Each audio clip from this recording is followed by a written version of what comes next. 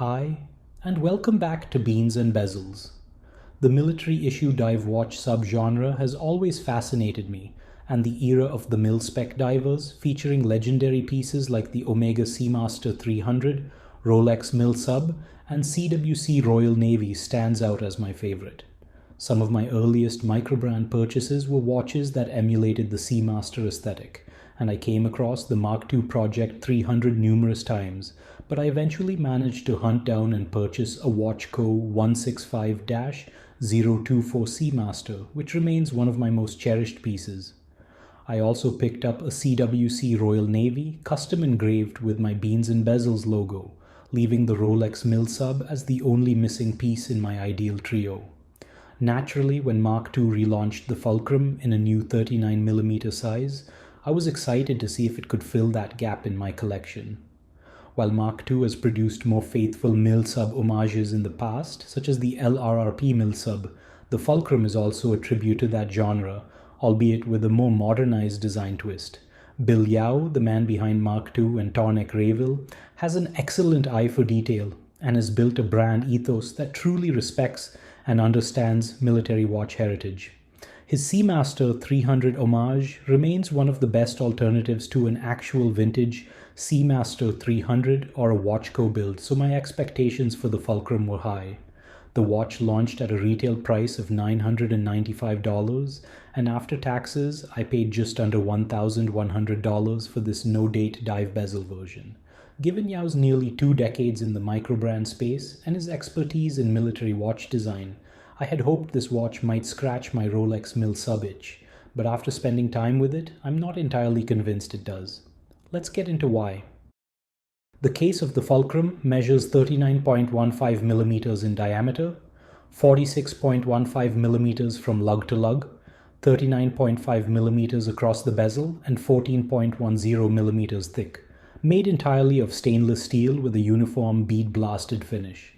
The design attempts to blend old Rolex case elements with modern Tudor proportions, but unfortunately, that's not much of a compliment. The result is a watch that looks and feels disproportionately thick, with only slight relief provided by 2 bevels along the top of the case, which do little to offset the visual bulk of its 7mm thick midcase. The drilled through 20mm lugs are definitely a nice to have and are a welcomed nod towards old dive watch design. I do appreciate the bezel design as it captures the feel of an old Rolex Submariner well, and the aluminum bezel insert is complemented by excellent action, ranking among the best you'll find in this price range. However, the choice of a curved double-domed sapphire crystal feels somewhat awkward. A boxed sapphire would have been a far better aesthetic and functional fit, staying truer to the Mil-Sub inspiration. The Mark II website states that this decision was made intentionally for increased durability and lower cost of maintenance compared to a boxed crystal, but I'm not convinced. While the underside anti-reflective coating is present, it does little to combat glare, making daytime legibility frustratingly poor, though I suspect underwater readability would fare better due to the double-domed structure. The 6.35mm screw-down crown at 3 o'clock is well executed, easy to grip, and embossed with the Mark II logo, while the screw-down case back remains plain with some basic engravings, ensuring a solid 200 meters water resistance. Overall, while the build quality of the case is commendable, the design choices leave me wanting something closer to the proportions and execution of a true Mil-Sub.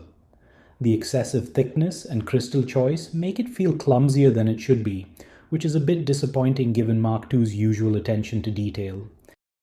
The dial of the Fulcrum is, at its core, one of the strongest aspects of the watch.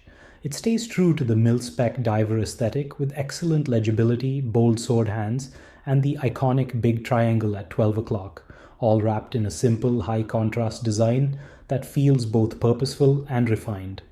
Rather than leaning purely into Rolex-style cues, Mark II opted for a hybrid approach, borrowing more from Omega and CWC's versions of this genre, and the result is a dial that looks both familiar and uniquely its own. The wide outer track, printed in white, features bold 5-minute markers and finer ticks for the rest, and the printing itself is crisp and precise. The big printed triangle at 12 o'clock is complemented by large rectangular indices at the cardinal points and smaller rectangles for the remaining hours, all of which are generously lumed. Despite being a printed dial, the sheer amount of lume applied gives the indices a subtle dimensionality, showing that Mark II didn't skimp on materials here. My favorite element of any mil-spec diver is the use of broadsword hands, and this watch delivers them in great proportions with ample lume for nighttime visibility. Ultimately, it was the dial design that pushed me to buy this watch. It is undeniably attractive, and even more so to someone like me who loves this genre of dive watches. However, I have to say that the quality control is a bit disappointing. Under even minor magnification, I've noticed stray paint particles on the dial and a seconds hand that looks noticeably dirty, which takes away from an otherwise well-executed design. Despite having a printed dial rather than applied indices or Lumicast Global Light style blocks, the Fulcrum delivers an impressive amount of lume that exceeds expectations. Both the dial and hands glow intensely and maintain their brightness for an extended period, ensuring excellent nighttime legibility. The only weak point is the lumed pip on the bezel, which fades much quicker than the rest of the watch. In direct comparison with my CWC, Christopher Ward Lumiere and titanium Rolex Yachtmaster, the Fulcrum easily outshines the similarly priced RN 300 and holds its own against the more premium Lumiere and Yachtmaster. For those who are particular about lume and hesitant about the printed dial, this watch should put any concerns to rest. It is likely as legible in the dark as many applied indices dials with strong lume. This watch is powered by the Miyota 90S5, a movement I regard as one of the better affordable options in terms of reliability and durability.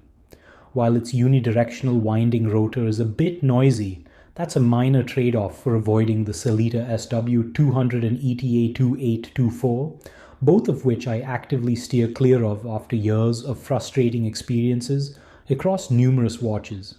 One detail I really appreciate is that Mark II opted for the no-date version of the movement in watches without a date window, a thoughtful choice that avoids the annoyance of a phantom date position, especially at this price point. That said, for a watch housing one of the slimmest movements in this price range, the Fulcrum does feel needlessly thick, especially considering that this same movement is found in watches that are 25 to 30% thinner. In terms of performance, though, I have no complaints. The watch has been running at a solid plus 6 seconds per day, and Mark II includes a quality control card that goes to show that they took the time to regulate it properly. On the wrist, the Fulcrum wears more like a 40mm watch, which works well for my 6.75-inch wrist. This is largely due to its 39.5mm bezel and generally stout design, giving it a bit more presence than the diameter alone would suggest. The 46.15mm lug-to-lug distance makes for a compact and comfortable fit, but the 14.10mm thickness, paired with its slab-sided case, does make it feel tall, much like the early in-house movement Tudor Black Bays. The domed crystal further amplifies this impression, making the watch appear even chunkier than it already is. The bracelet is a mixed bag. While the end-link fitment is excellent and integrates seamlessly with the case, the rest of the bracelet feels fairly mediocre. The links are simple, squared off, and a bit sharper around the edges than I'd prefer, lacking any standout finishing or contouring. The clasp, made by Nodus, is their Nodex design, which I appreciate for its push-button adjustability, but the connection between the clasp and the links feels somewhat janky and doesn't inspire a ton of confidence. At around $1,100, considering the competition from brands like Christopher Ward and Zelos, I think the bracelet is the weakest part of the package. The Nodex clasp is a notable step up from what I saw on the Tonic Rayville I reviewed previously, but there's definitely room for refinement in the overall fit and feel.